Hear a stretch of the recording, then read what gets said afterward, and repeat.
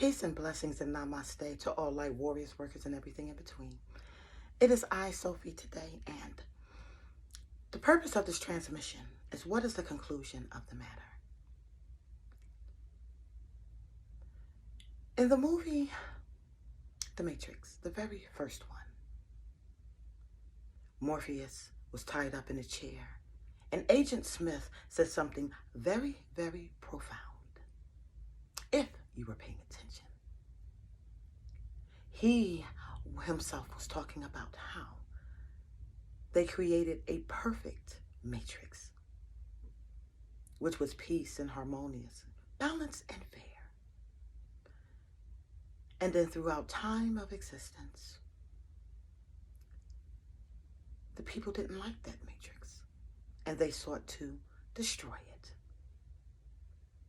Then after that one, a new one was built, and a new one was built, and a new one was built.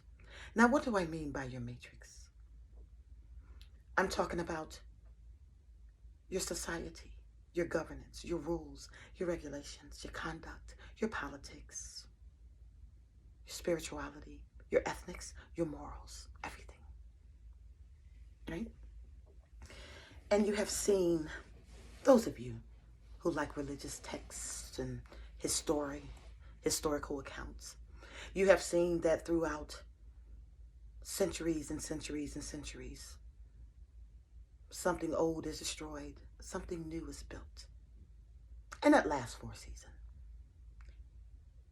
Until that new thing that was built also implodes upon itself. And it should lead you to ask the question, is a perfect reality perfect for everyone?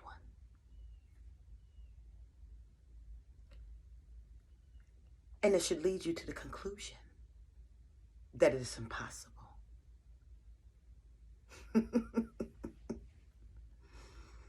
Why?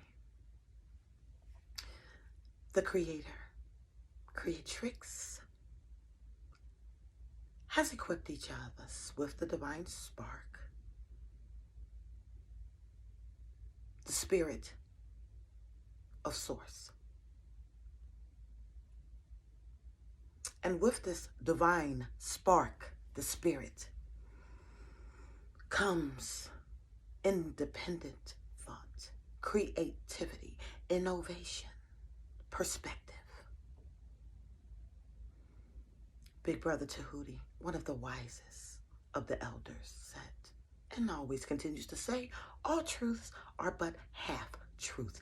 Did you understand what he meant by that? He meant that truth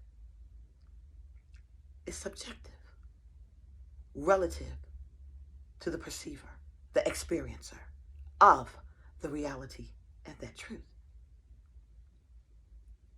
The light says the dark is darkness, and the dark says the light is darkness, and they go back and forth, they go back and forth. It's a never-ending spiral based off of what it is that is agreeable to your existence versus what is disagreeable to your existence. So, case in point, even if we were to create a beautiful, perfect universe, and you were still given individuality, individual thought, individual creativity, that does not mean that everyone who also was given those same gifts are going to be in agreement with you.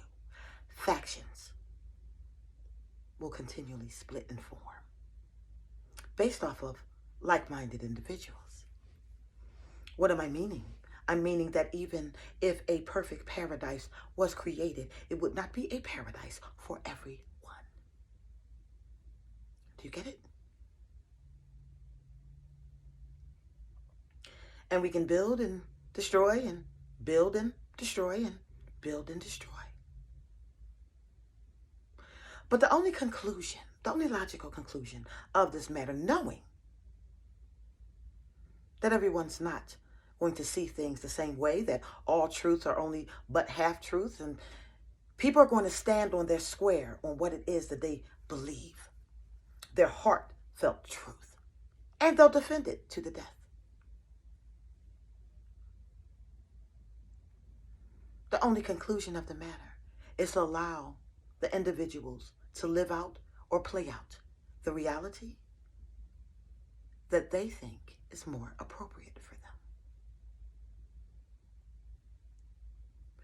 And once they live out the reality, some opinions will change. Therefore, another faction will form within even that collective. Do you understand? Timelines. Timelines have to be formed. There will always be timelines, simply because even in our own individual walks, each decision that we make can take us off course, back to course, or create a whole new course. So, if you're going to split the world in duality of that which is good, or what is perceived as good, and that which is evil, which one's perceived as evil, you will understand that even in those two factions, more factions will continue to split. It will constantly be fragmented because we're not all designed to think the same. Harmony and balance is key, but not groupthink. In earlier videos, for those of you who are just tuning in or just finding me out, when I talk about the free will conundrums, this is the truth. But there was something that I expressed that I don't think people got right away. And I'm here to express it again because I'm being guided to. I have said to you, if you do not have the ability to think for yourself, someone else will do the thinking for you. Here's a warning to you, light warriors, light workers, and everything in between. Here's the warning. Be careful of those who come in peace and that have all the solutions to your problems because you have not discovered them yourself, because you have not worked out your own faith, your own shadows. Okay? Be careful of those who come to you in peace and love, but have all the solutions to your problems. Chances are, those that have all the solutions are the same ones that created the problems.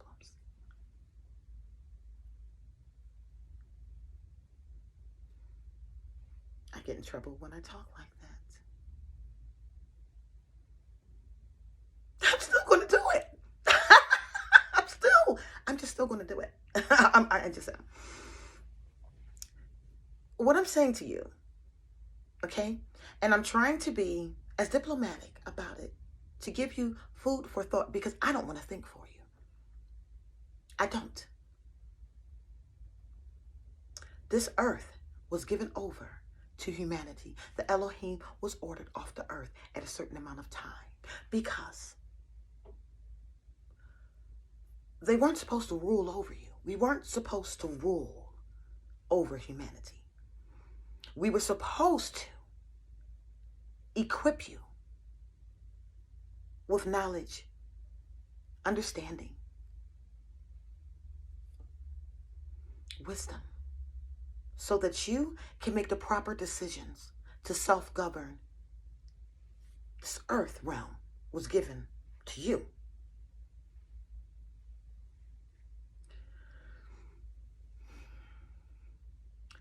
And because it didn't quite work out that way, because when some took that free will gift for granted and observed that some didn't even understand how to utilize their free will. Think back on your journeys, especially those of you who are teachers, who are educators, who are healers. I want you to think back. Really think. When you helped somebody on their journey and you equipped them with the things that they needed and they considered you wise in your counsel, how many of them became dependent on you?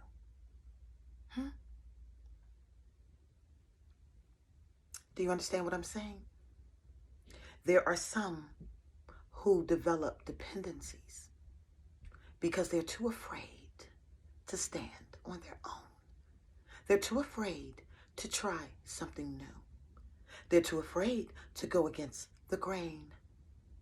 They're too afraid to actually be sovereign, even though we teach sovereignty. The conclusion of the matter is, because now you realize that there can be no perfect solution for all of mankind without taking away individuality. Do I need to repeat that? The only way to unify an entire collective, an entire species, is if one takes away the free will and the individuality. If one can get others to all think exactly the same way, to all process information exactly the same way, that makes you easy to control, to manipulate.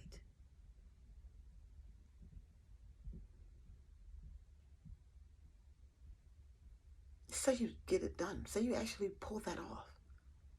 I guarantee you that it won't last. One will always rise. And the reason why is because we can't account for the anomalies. And there will always be anomalies. And anomalies are designed to challenge the current systems so that we, as a collective, can better it.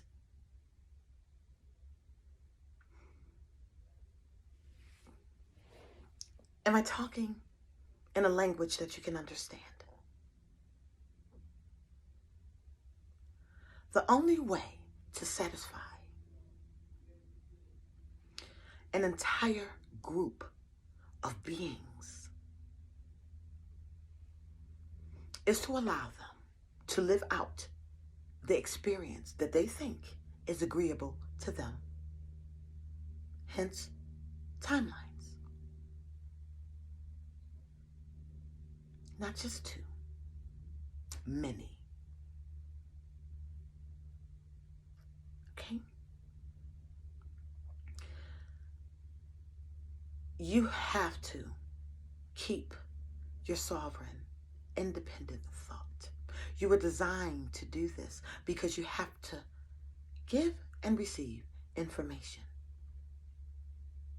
through your experiences to figure out what works best for you and what doesn't. You can't do that unless you experience it. Some people are afraid of their shadow. Others embrace it.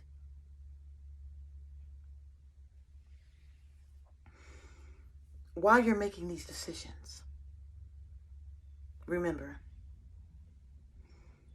this earth was meant for you to develop and grow. The birds, the baby birds were pushed out the nest. Those of us who erred and transgressed by pushing dominion over you, that was a learning curve for them too. Don't think that there are conscious beings in this universe that we're all perfect. It is a delusion. We all learn and grow because the universe is in continual expansion. Do you understand? There was no perfect beings. There was only beings that was considered perfect for that generation. And it was done on purpose to give man something to strive for. But it wasn't true. And I hate to break that to you. All consciousness grows and develop. So yes, those who were in error, they still had to learn and grow as well. Consider, darlings, what is included in your cup of love. What makes you full? What makes you full? Think about it. Take this time to think about it. What brings you joy? Acknowledgements, your favorite food, your favorite TV show, wine, roses, and a bubble bath. A bubble bath. Your favorite sandwich. Do you need adoration? Compliments? Do you need material things? Wealth? If these are the things that fill your cup and make you complete, and you will say, okay, this is the reality or the life that I always wanted to live, and you have those things, how would you feel if they were taken away? Could you still be at peace? Could you still operate in love?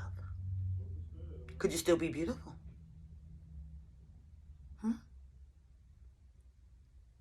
Once you consider the things that fills your cup, you will consider what is really, really important to you and what really, truly exists in your consciousness. What is truly governing your soul. Be careful. Everything that looks like it's a solution is not. And it's unfortunate that some of you, with your own free will choice, will open up to it. Help me, help us, help us, help us. Help yourselves. We guide. We've given you the tools. You've gotten the instruments, everything that you need to be successful. Stop looking for someone else to have the solution of all your problems. Face your problems. And the way that you face them is by facing your fears. It's a brief message. Somebody needed to hear it. I'm just a messenger. What will you stand for? Is your peace, your harmony, your perfected world, is it worth the price?